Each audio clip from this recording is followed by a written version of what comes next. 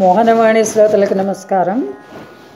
వినండి వినిపించండి మోహనవాణి తెలుగు పద్యానికి స్వాగతం.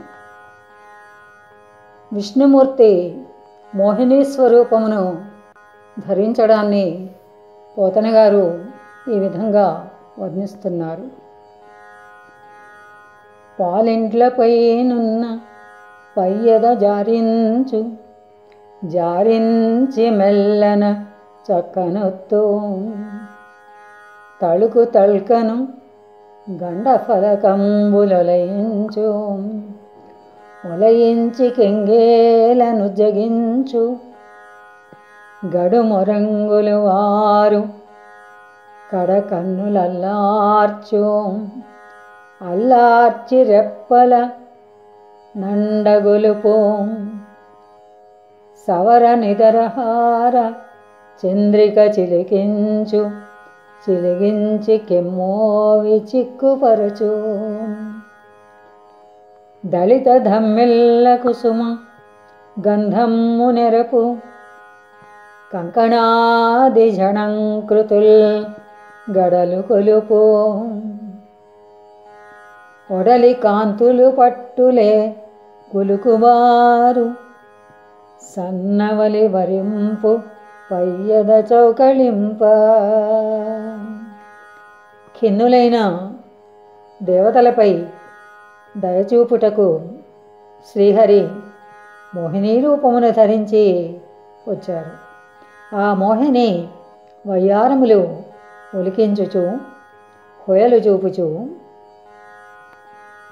తన జారిన పయ్యదను మెల్లమెల్లగా సవరించుచు తళుక్కు మన చెక్కిళ్లను ముంజేతితో సర్దుకొనును మెరపుల చిందించు కడ కన్నులను రెపరెపలాడించును మందహాసముతో వెన్నెలలను కురిపించి అధరములను ఒత్తుకొనును విడిన కేశబంధముతో సుగంధ పరిమళములను పరచును చేతి కంకణముల అందియల ఝణంకృతులతో వలిపపు చీర చెరగుల నెరపుదనముతో తన వయ్యారములను చూపినది. అసురుల కమృతము ఓయుట పొసగదు పాములకు వాలు పోసిన మాడ్కిన్ దొసగగునంచును వేరొక దశనం కూర్చుండబెట్టె దేవాహితులం. అసురుల కన్నులను కన్నుగప్పి వారికి అమృతము పోయరాదు ఏలనగా పాముకు పాలు పోసినట్లు ప్రమాదమగును అని తలపోసిన మోహిని వారిని ఇంకొక ప్రక్కన కూర్చుండబెట్టింది. వేగిర పడకుడి వినుడు దానవులారా తడవు సేయకవత్తు దైత్యులారా అటు చక్క కూర్చుండుడని కన్నులెల్లార్చి చనుగవ పయ్యదజార దిగిచి వదినన అందరును వాపులు కల్పించి మర్మంబులెడలించి మరగుసేసి మెల్లని నగవుల మేనులు మరపించి కడు జాణమాటల కాకువరచి అసురవరుల నెల్ల వణికించి సురలను తడవు సేయవలదు ప్రావుడనుచూ బొచ్చు కొలది అమృతవారి విభాగించే తరుణి దివిజులెల్ల తనిసి పొగడా. మోహిని దానవులను దేవతలను విడివిడిగా వరుసలలో కూర్చుండబెట్టి దానవులారా తొందరపడకండి ఆలస్యము చేయకుండా వచ్చేదను అని చక్కగా వరుసలో కూర్చొనుడు అని కన్నులల్లార్చి పయ్యదను జారవిడిచి వారితో వదినను మరుదుల వరుసల కల్పించి మర్మములతో కూడిన మాటలతో వారిని మభ్యపెట్టి చిరునవ్వులు చిందించి వారొడలు మరచునట్లు చేసి జానతనపు మాటలతో వారిని వశపరుచుకొని అసురులను నీచపరిచి దేవతలను తొందరగా త్రావుడని చెప్పి అమృతము ఆ జగన్మోహిని పూర్తిగా పోసింది. దేవతల సుందరిని పొగడారు. నెలత చూడ్కి కనులు నీరైక రంగుచు ప్రణయభంగ భీతి బద్దలగుచు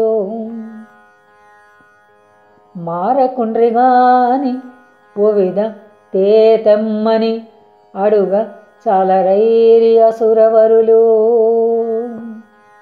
మోహిని యొక్క సమ్మోహనాస్త్రములను, అటువంటి కన్నులను ఆ చూపులకు కరిగి నీరైపోయిన అసురులు ఆమెకు తమ పైనున్న ప్రేమభావము చెడిపోవునేమో అని భీతిచే ఆమె మాటకు బద్ధులై ఊరకుండిరి.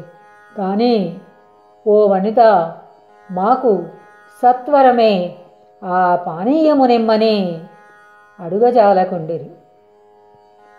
అమరం వ్రాతములోన చొచ్చి దివిజుండయే రాహు పీయూష పానము సేయంగని చంద్రభాస్కరులు సన్నల్ సేయ నారాయణుండమరారతి రంబు చక్రహతి ఉన్మాడెన్ సుధాసిక్తమై అమరత్వంబును చెందే మూర్ధము తదీ అంగంబు నిలంబడెన్. దేవతల పంక్తిలో రాహు అనే అసురుడు రహస్యముగా కూర్చొని అమృతమును సేవించుటనుగాంచిన చంద్రుడు సూర్యుడును శ్రీహరికి సంజ్ఞలు చేసి తెలియచేయగా శ్రీమన్నారాయణుడు ఆ అసురుని శిరస్సును చక్రాయుధముచే ఖండించాడు. అమృతమును సేవించినందున ఆ అసురుని శిరస్సు అమరత్వమును పొంది దేహము నేలపై పడింది.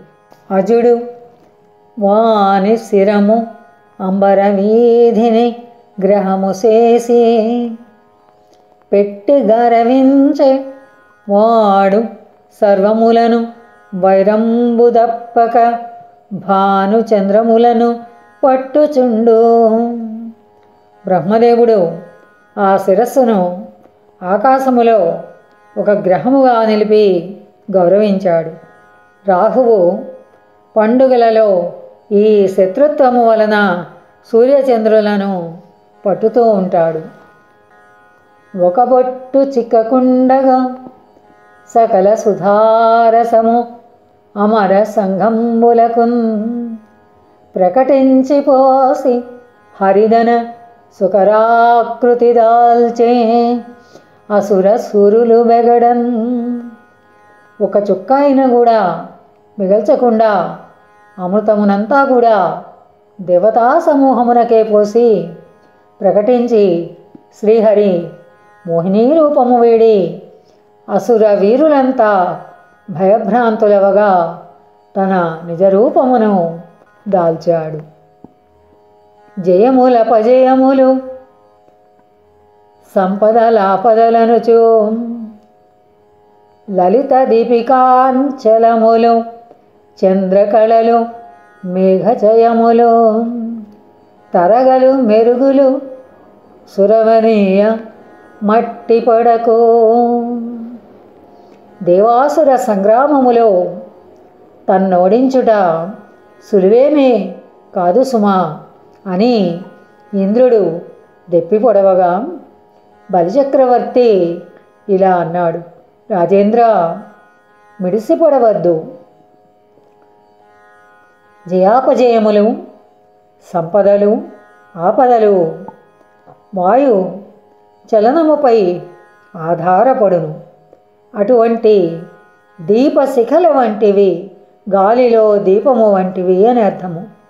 పెరుగుచూ తరుగుచూ ఉండు చంద్రకళల వంటివి, నిలకడగా నుండవని మేఘముల వంటివి.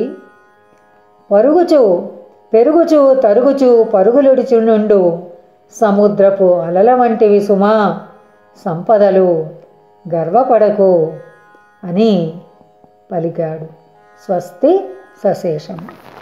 ఇంతవరకు మన ఛానల్కి ఎవరైనా సబ్స్క్రైబ్ చేసుకోకపోతే ఇప్పుడే ఈ క్షణమే సబ్స్క్రైబ్ చేసుకుని ఆ పక్క నుండి బెల్ బటన్ మ్రోగించి మమ్మల్ని ప్రోత్సహిస్తారని మనస్ఫూర్తిగా కోరుకుంటూ ధన్యవాదాలు.